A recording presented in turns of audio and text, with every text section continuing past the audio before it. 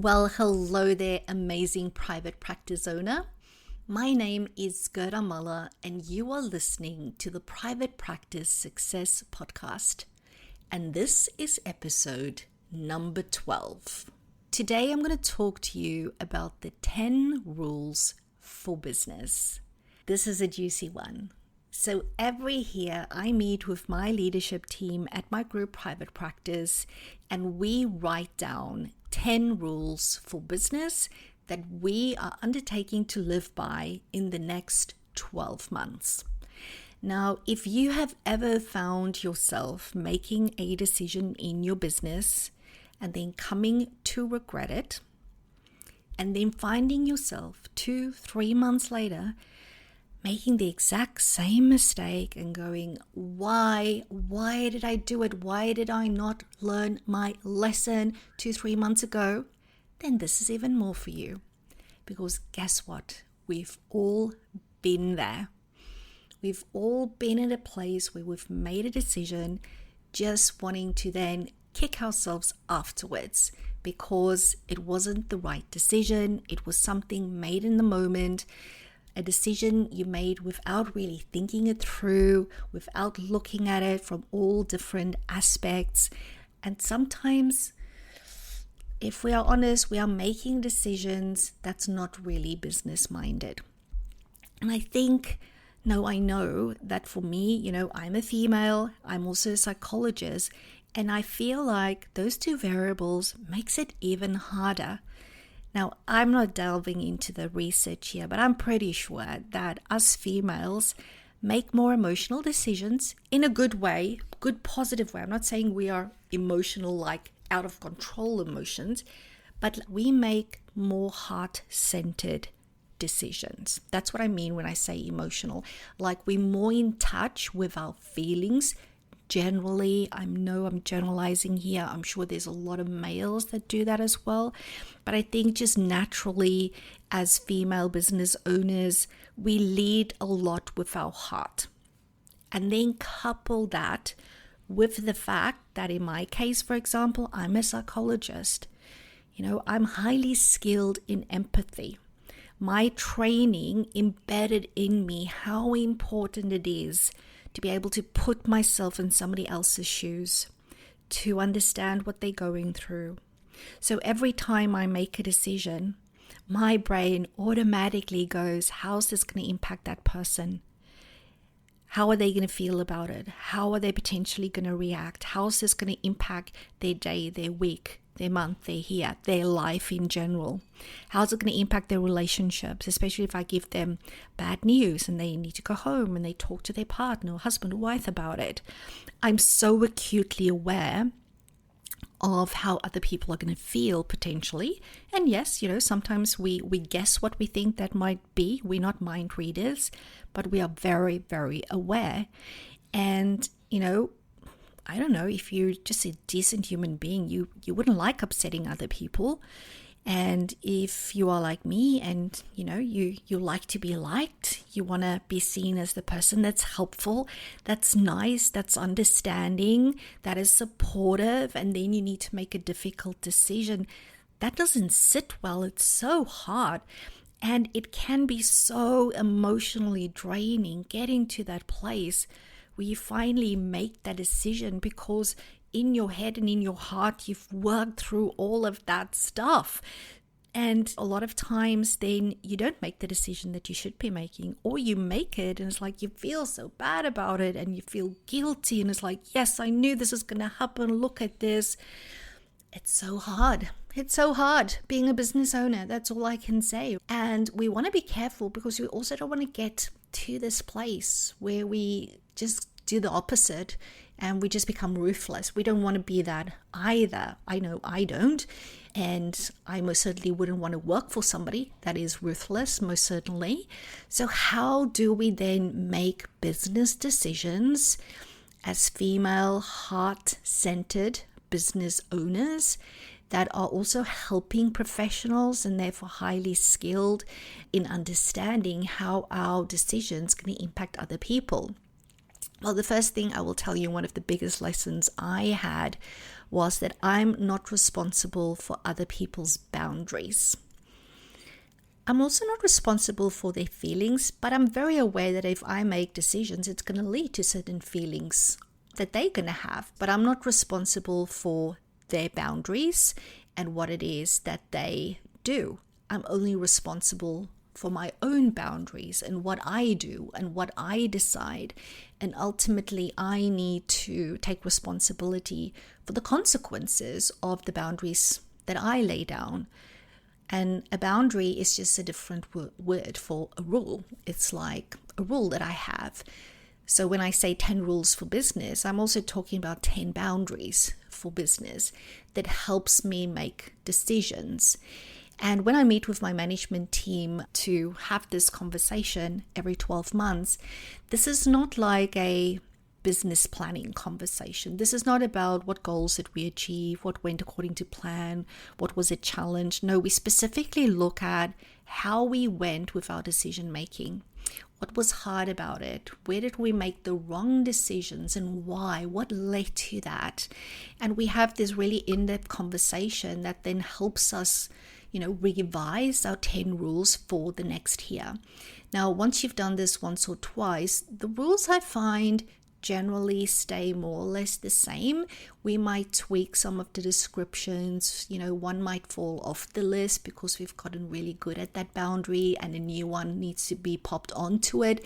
But most of it remains the same. And today what I want to do is I want to share with you 5 of the 10 rules that we have at my practice. And I would highly encourage you to do this exercise, even just for yourself as a business owner. Because the truth of the matter is that running your practice isn't just about clinical excellence, right? If you've got a group private practice, you need to create a sustainable business. And your personal business rules, your boundaries, these are going to act like these guardrails that you put in place for yourself in order to make sure that you honor both your professional goals as well as your personal well-being. All right, because without them, you risk falling into that very old common trap of saying yes to everything and everyone, leading to burnout and resentment.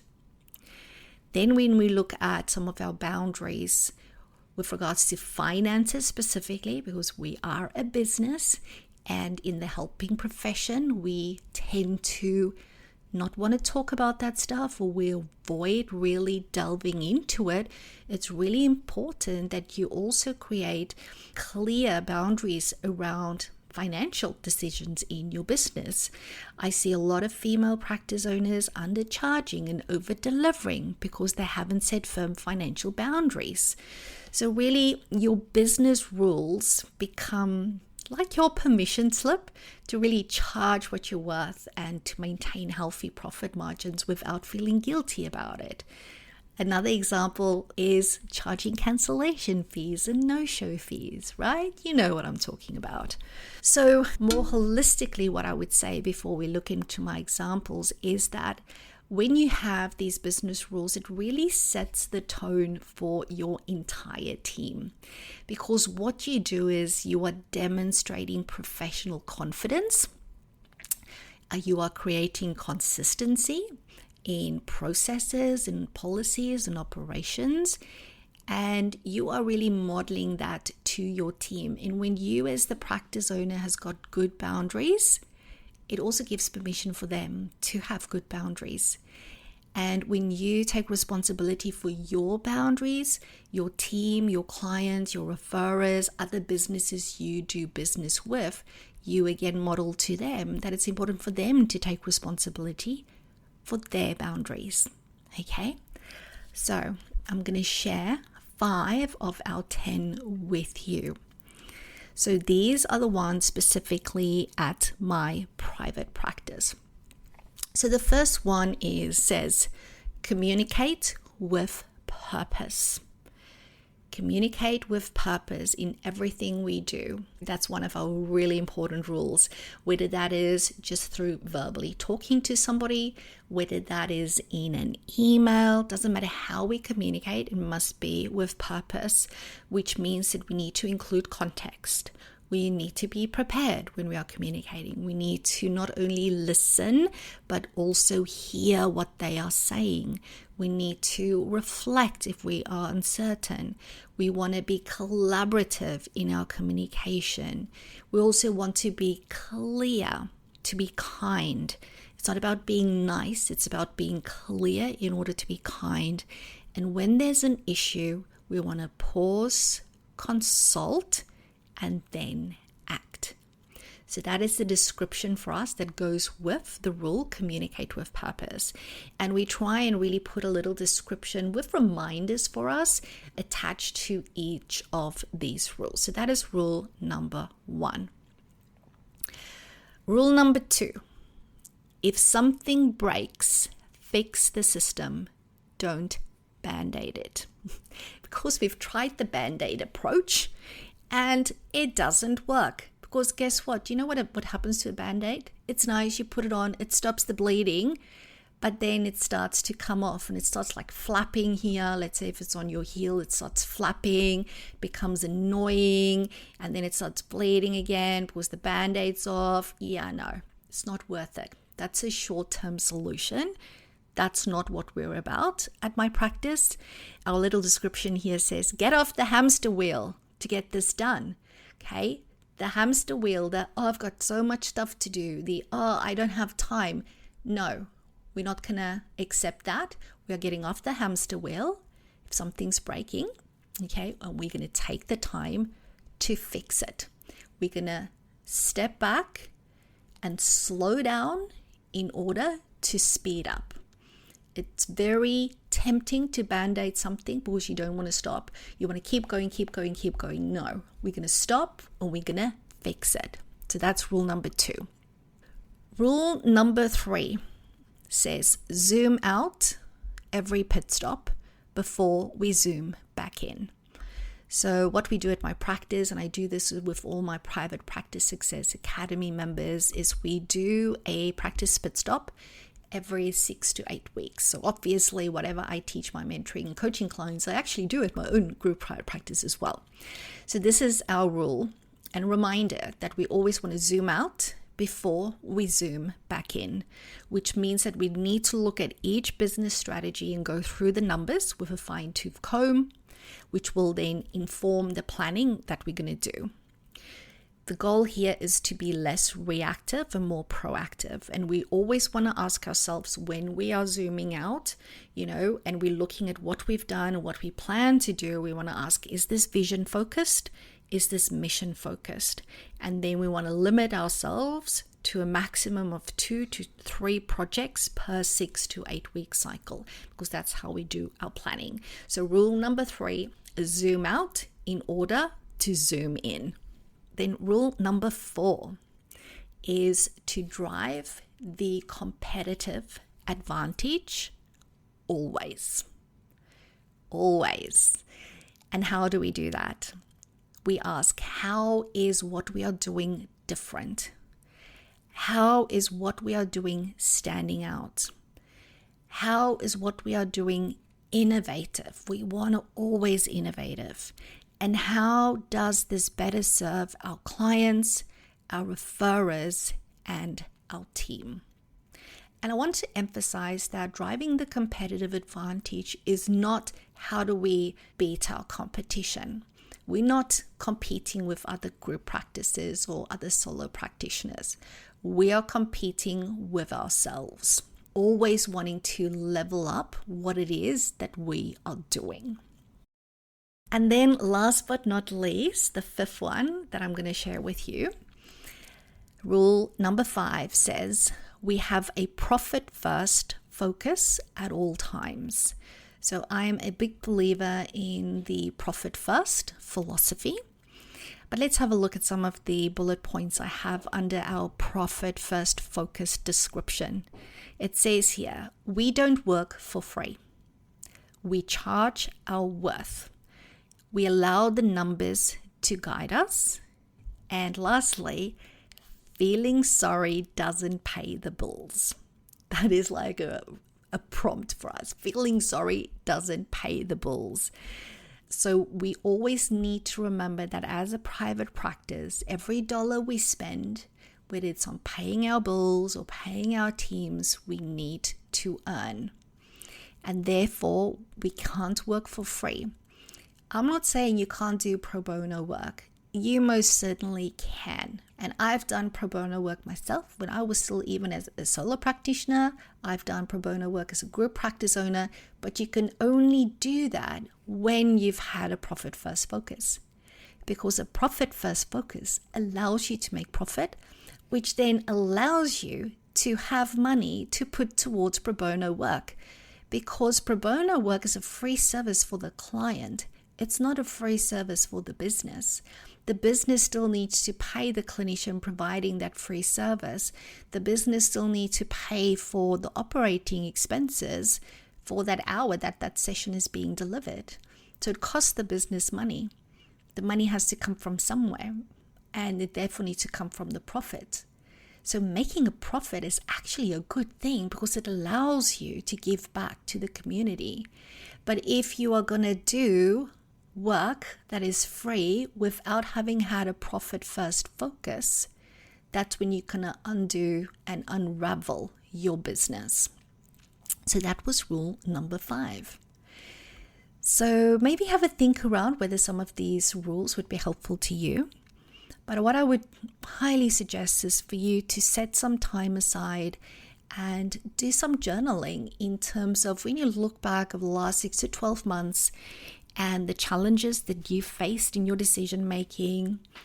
When you take that big picture overview of how have you been going, what is that stuff that you've learned when you went through it, you went never doing that again, or next time I'm going to do it differently and this is what that's going to look like. It's a really important way to bring those learnings, which often comes from things not going well, but to bring that into conscious awareness and go, is this something that I really want to focus on? If yes, let's pop it on paper. And you don't need 10 rules. You can have 2. You can have 3. You can have 5. Okay? But just get started. And I can tell you it's actually really great to have. I love the fact that I do it with my leadership team because sometimes we forget our own rules or our own boundaries. Remember, rules are boundaries. And then Chelsea can go, hey, Gerda, you've forgotten about this. Or Ash will go, hey, Gerda, what about this? Or I'll go, Ash, that doesn't sound like a profit first focus. And then we just laugh. It's like, oh, okay, all right. Let's reset. Let's think about this in a different way. What other lens do we need to put this through?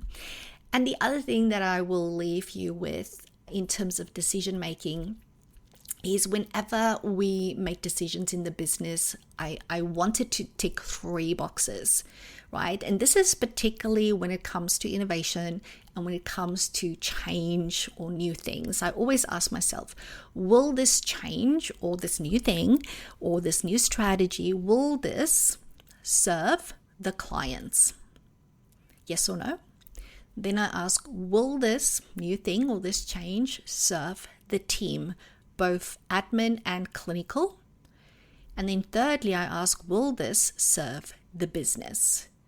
Now, ideally, it needs to serve all 3 of those in order for this to be a good decision. Every now and then, I might make a decision that serves 2 out of the 3. I don't like it, but sometimes I don't have a choice because of external factors. But that's the 3 questions I ask myself. And if it doesn't tick all 3 of those boxes, then at least I'm going into this decision with open eyes. And then I can start to mitigate the impact on one of those 3 interests that it doesn't serve. And then I can ask myself, what do I do about that? How am I going to manage this? I hope this was helpful. At the end of the day, I know I want to, and I'm sure you want to, be a leader that inspires trust and that inspires growth in the people that you deal with every day, both your team and your clients. And it's a journey. It takes time to step into your role as a leader. But when you have your rules for business, which most certainly will be aligning to your values, you will start to attract the right clients and the right team members who will not only respect, but will also appreciate your leadership style. So thank you so much for tuning in. And as always, remember that I am here to help you build a practice you can't stop smiling about.